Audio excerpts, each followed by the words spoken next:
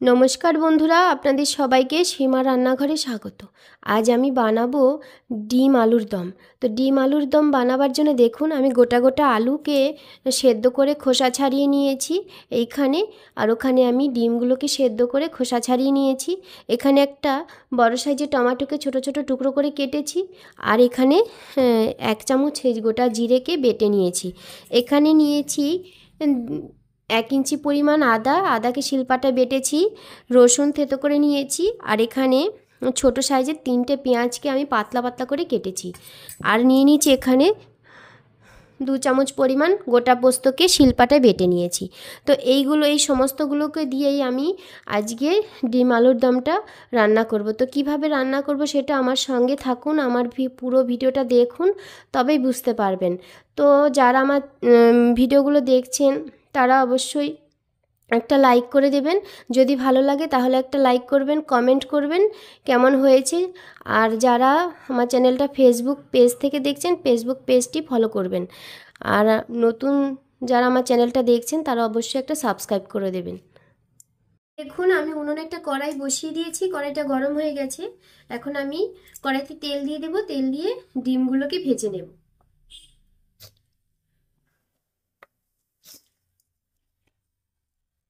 তেলটা গরম হয়ে গেছে। তেলের মধ্যে আমি দিয়ে দেবো গ্যাসের ফ্লেমটা কমিয়ে দিয়ে দেবো সামান্য একটু হলুদের গুঁড়ো, আর দিয়ে দেবো একটু নুন। এবারে আমি নুন আর হলুদের মধ্যে এবার দিয়ে দেবো ডিমগুলোকে।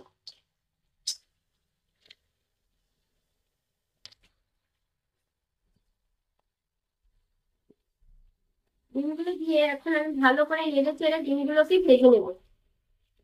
এখন ডিমগুলো কিন্তু খুব সুন্দর করে আমি ভেজে নিয়েছি। এখন ডিমগুলোকে তুলে নেব। এখন ডিমগুলো আমি তুলে নিয়েছি ভেজে। ডিম ভাজা কড়াইতেই সেই বাকি তেলের মধ্যে আমি একটু কষিয়ে নেব আলুগুলোকে। তো আলুগুলো আমি দিয়ে দিচ্ছি। দিয়ে দিয়েছি আলুগুলোকে। এখন আমি খুব ভালো করে তেলের সঙ্গে কষিয়ে নেব। তো এই আলুগুলো ছোট আছে তাই গোটা অবস্থায় রেখেছি আমি। আর এই আলুটা যেহেতু একটু বড় তাই এটাকে আমি মাঝখান দিয়ে টুকরো করে দিচ্ছি। নুন আর হলুদ দেবো না, কারণ তেলের মধ্যে আমি নুন আর হলুদ দিয়েছিলাম। সেই নুন হলুদেই এই আলু কষানোটা হয়ে যাবে।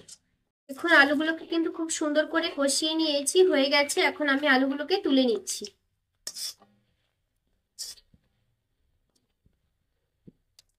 গুলো তোলা হয়ে গেছে। এখন আমি ওই তেলের মধ্যে আরো খানিকটা তেল দিয়ে দেব।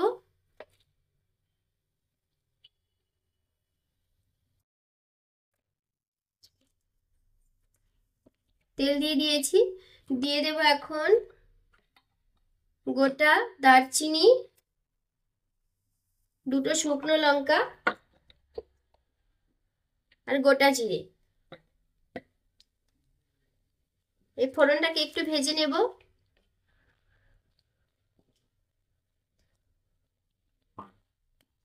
দিয়ে দেব আমি থেতো করে রেখেছিলাম রসুন, রসুন কুচি, থেতো করা রসুন, পেঁয়াজ কুচি,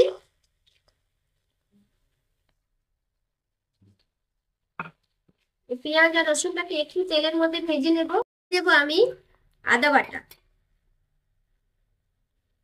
তো আদা বাটা দিয়ে দিয়েছি। আদা বাটাকে আমি পেঁয়াজ রসুনের সঙ্গে একটু কষিয়ে নেব 5-7 সেকেন্ড। তো দেখুন মেশানো হয়ে গেছে আদাটা। এখন দিয়ে দেব টমেটো কুচি। টমেটোটাকে খুব ভালো করে আমি পেঁয়াজ রসুনের সঙ্গে ভালো করে মিশিয়ে নেব। তাই জন্য আমি দিয়ে দেবো এখন নুন। নুনটা দিয়ে দিলে পেঁয়াজ আর টমেটোটা খুব সুন্দরভাবে সেদ্ধ হয়ে যাবে। আর নুনটা আমি এখন পরিমাণ মতোই দিয়ে দিয়েছি, যতটা প্রয়োজন হবে এই রেসিপিটাতে নুন। পুরো নুনটা আমি এখনই দিয়ে দিয়েছি। পেঁয়াজ আর টমেটোটা কিন্তু খুব সুন্দরভাবে মিশে গেছে, নরম হয়ে গেছে, দেখুন। তো এখন আমি দিয়ে দেব হলুদের গুঁড়ো। এখানে আমি ছোট চামচের 1.5 চামচ পরিমাণ হলুদের গুঁড়ো দিয়েছি। আর দিয়ে দেবো এখন আমি জিরে বাটা। জিরে বাটাটা দিয়ে একটু নেড়ে চেড়ে কষিয়ে নেব মশলাটাকে।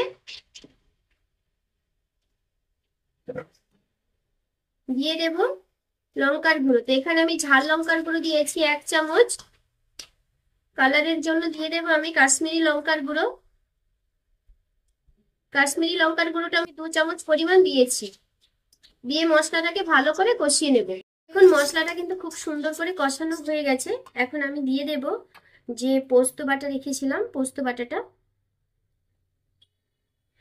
বাটা দিয়ে আমি মশলাটাকে আর একটু কষিয়ে নেব সুন্দর করে। আর দিয়ে দেব সামান্য একটু জল। পোস্ত বাটা আর জিরে বাটার বাটিটাকে ধুয়ে আমি জলটা দিয়ে দিচ্ছি। তো জলটা দিয়ে একটু মশলাটাকে ভালো করে কষিয়ে নেব। মশলাটার গা দিয়ে কত সুন্দর তেল ছেড়েছে, তাহলে এখন বুঝতে হবে যে মশলাটা কষানো হয়ে গেছে। এই যে দেখুন মশলাটা কষানো হয়ে গেছে। এখন আমি দিয়ে দেবো সেদ্ধ করে রাখা, সেদ্ধ করে যে আমি কষিয়ে রেখেছিলাম আলুগুলোকে। তো আলুগুলোকে দিয়ে আমি ভালো করে একটু নেড়ে চেড়ে কষিয়ে নেব।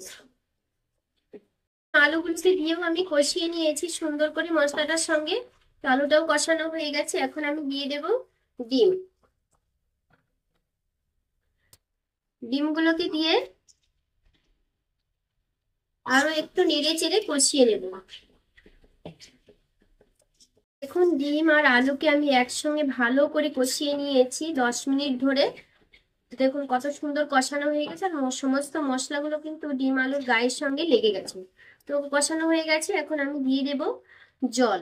তো জলটা কিন্তু কুসুম গরম জল দেবেন। গরম জল দিলে যে কোনো তরকারি রান্না করবেন টেস্টটা কিন্তু খুব ভালো হয়। তো জলটা দিয়ে দিয়েছি। তো আমাকে আর একটু সামান্য জল দিতে হবে। ঝোল দিয়ে দিয়েছি, মানে জল দিয়ে দিয়েছি ঝোলের জন্য। তো এখন এইভাবে আমি এটাকে রান্না করব আরো 10 মিনিট ধরে, গ্যাসের ফ্লেমটা মিডিয়ামে রেখে। এখন 10 মিনিট পরে আমার রেসিপিটা কেমন হয়েছে, এই যে কত সুন্দর রান্নাটা হয়ে গেছে। তো এখন নামিয়ে দেব। নামিয়ে দেওয়ার আগে আমি দিয়ে দেব মালাই। এই দেখুন আমি দুধের মালাই নিয়ে নিয়েছি, এই মালাইটা আমি দিয়ে দেব। তো আমি এখানে দুধের মালাইটা দিলাম। আপনারা ঘি বা বাটার কিছু যে কোনো কিছু দিতে পারেন, দিলে কিন্তু খেতে ভীষণ টেস্টি হবে রেসিপিটা। তো নামিয়ে দেওয়ার আগে আমি আরো একটা জিনিস দিয়ে দেবো, সেটা হলো গরম মশলার গুঁড়ো।